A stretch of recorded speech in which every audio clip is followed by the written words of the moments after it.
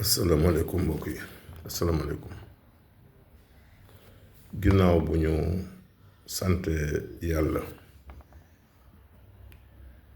julli si yonentam bu tedd bi sallallahu alayhi wa sallam ñu ngi leen di nuyu leen ñaanal jàmm di ñaan nag yàlla mi dara tawul mu def dal si réew mi tey dafa am ñun ñu war a leeral parce que xam ngeen ni fan yee coow li bari woon na fi si après discours le président Ousmane Sonko te pourtant li Ousmane Sonko wax lu yomb a expliquer la lu leer naññ la ni ma leen ko mën a waxee pour nit ñi mën ko comprendre mu leer nguur gi fi nekkoon avant ñoom ñuy ñëw dañoo demoon si waa Fonds monétaire international mooy ñu yor wàllu xaalis si àddina bi te di ko leble ni leen kat ñun yor nañ 700 francs te suñu budget kat 1000 francs la dama koy wax mu gën a gàtt rek pour mu gën a leer maanaam ñun ñaar téeméer lañ soxla pour doxal suñu réew am nañ juróom-ñaar fukk am nañ téeméer ak ñeent fukk kon li leen manqué lan la juróom-benn fukk muy 300 moo leen manqué te ñoom fekk na biñ naan ñoom am nañ 700 yooyu muy téeméer ak ñeent fukki boobu yoruñu ko téeméer lañ yor dem nag àbb 300 kon au lieu que bor bi nekk 300 dafay mel ni ñoom fi nekk nii 300 yi si yokk ñeent fukk yi ñu nëbb ni am nañ ko te amuñu ko. kon bor bi 300 la waaye dafa am leneen loo xam ne dafay am trou muy ñeent fukk yooyu nga xam ni dañu yor nañ ko yoruñu ko 300 yooyu nga xam ni maanaam dañ ko leb te xam ngeen ni budget ni ñu koy formé mooy lan lañ ne am nañ ko ñoom ñu ngi ko jël si recette douanière yi ak l'impôt yi ak xëy na les legs mooy ndimbal yi jóge bitim réew yooyu boo ko calculer mooy liñ ne mooy 700 yi te loolu 500 rek waaw léegi nag bi ñuy faloo xam nga ñoom dañuy soxla xaalis waaye yow déjà ñoom leboon nañ 300 yële te 300 jotuñu lépp ndax FMI bu lay jox du lu jox doo lépp dina am lu mu la jox mais day am lu des la des nag foo koy dem na ngay dem présenter kayit gi la FMI jox banques yi lebal la xaalis en attendant ndax xam nañu kayit gu wóor la bu ko defee ñu la indee seen kii comme seen kii ñu ngi ma fay donc ñoom bi ñu ñëwee jubali si banque yi leen nag yéen kat da ngeen ñoo yore bor boo xam ne fayagu leen ko bor nag lu am rek te li gën a doy waar mooy dafa am beneen xaalis boo xamante ni dañu ko jëloon muy 605 milliards yoo xam ne moo waroon doxal réew mi diggante janvier ak mois de juin loolu ñoom bi ñu ñëwee fekk nañ ñee saaxee ko ba mu jeex tàkk.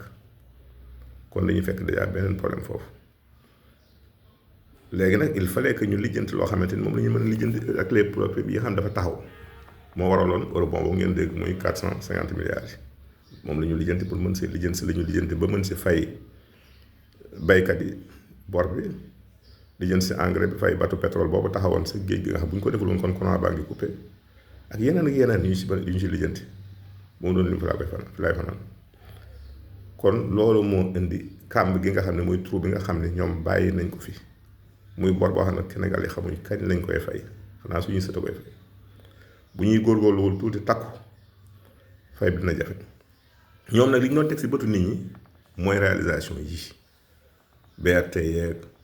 leneen ak leneen bien que yooyu baax na waaye nag tegal lépp si yoon boo doon xaalis ba teg nañ ko ñu war a teg xëy na mu mën a tur bi mën na bay na ni mais li ëpp si xaalis boobu yéen a ma gën a xam fi mu jaar kon lii moo indi problème lii la Ousmane Sonko doon leeral lii nag koo mën ne nit war na see mën a am lu muy lu lëndëm wala leneen Ousmane Sonko ñi bëggoon nag li nit ñi bëggoon nag mooy loolu maanaam mu bañ ko leeral na régime njëkkee doon def rek ñu continuer noonu ñëw fekk fi ay ba ngeen kees yi fees na dellu nañ liggéey te mu leer na ni problème a ngi fi loolu nag dafa am rupture ñii dañ leen a fal pour ñu ñaan jubal jubanti ñu doxal mënuñoo ñëw nag di nëbb dëgg gi nit ñi dañ koy leeral ba nga xam ne ëllëg gi si lu am ñu xam ne waxoon nañ ko ñii ragal nag partenaires yi loolu tax du ñu leen lebalaat xaalis loolu waxi rek au contraire sax dañuy gën a am confiance ñoom parce que xam ne nit ñi kat dañu ñëw pour soppi te dañoo fas yéene teg lépp si yoon kon partenaires yi at bu ñu amati lu ñuy tiit ndax gis nañ ñu jub ba noppi yàlla def na Sénégal heure yi xéwal ñu ngi wàcc ndax pétrole baa ngi kii ñu ngi xaar gaz naturel fële phosphate yaa ngi fi